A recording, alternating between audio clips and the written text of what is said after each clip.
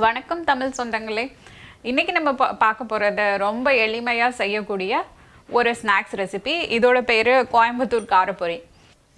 இதுக்கு தேவையான பொருட்கள் 500 கிராம் பொரி, கொஞ்சம் உப்பு சேர்த்த பொரி வாங்கிக்கோங்க, 100 கிராம் பொட்டுக்கடலை, 100 கிராம் கடலை, ஒரு கைப்பிடி அளவு காஞ்ச மிளகாய் உங்கள் காரத்துக்கு ஏற்ற மாதிரி எடுத்துக்கோங்க,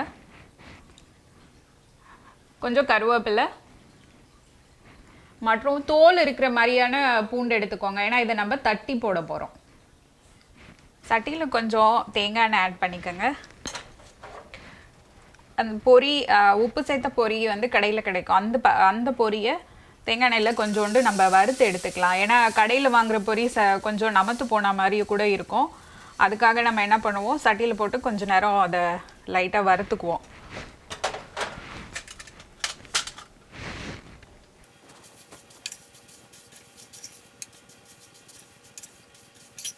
தேங்காய் எண்ணெய் கொஞ்சம் விட்டுட்டு அதில் கொஞ்சம் கடலை,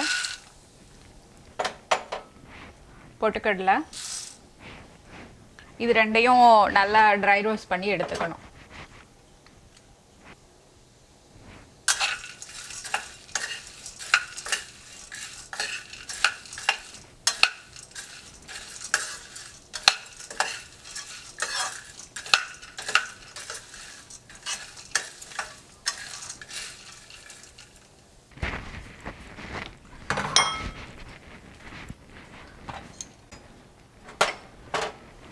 மறுபடியும் சட்டியில் கொஞ்சோண்டு தேங்காய் எண்ணெய் சேர்த்துக்குங்க. அப்புறம் தட்டி வச்சுருக்க பூண்டு,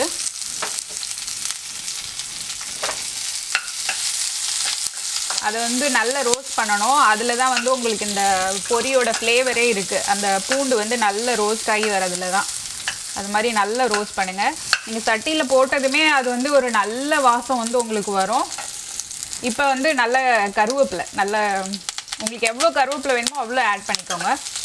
ஏன்னா இதெல்லாம் தான் நல்ல ஃப்ளேவர் கொடுக்கும் நம்மளுக்கு. நல்லா வெடிக்குது கருவேப்பிலை. பூண்டை வந்து கொஞ்சம் நல்லாவே நச்சு போடணும்.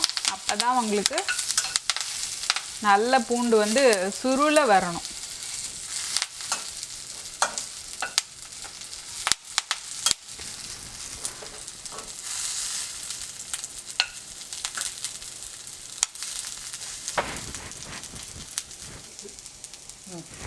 இந்த அளவுக்கு பூண்டு வந்து நல்லா ஒரு ப்ரௌன் கலரில் வரணுங்க.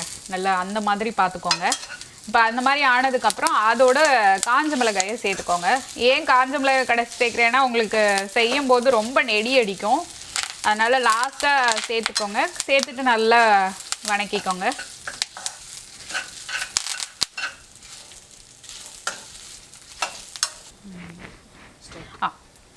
கடைசியாக கொஞ்சம் இது கூட உப்பு சேர்த்துக்கோங்க. பொரியில் உப்பு இருக்குது, இருந்தாலும் அந்த மற்ற பொருட்களில் உப்பு ஏறாது. அதனால் நம்ம கொஞ்சம் அடிஷ்னலாக உப்பு சேர்த்துக்கணும்.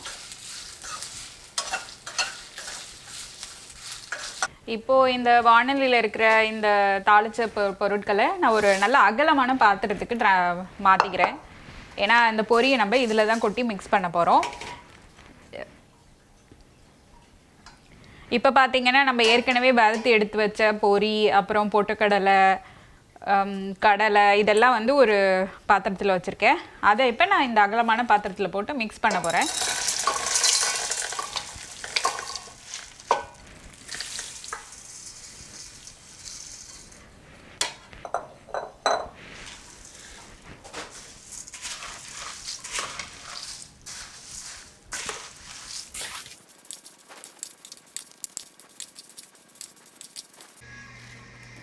பொரி சூப்பராக இருக்கு.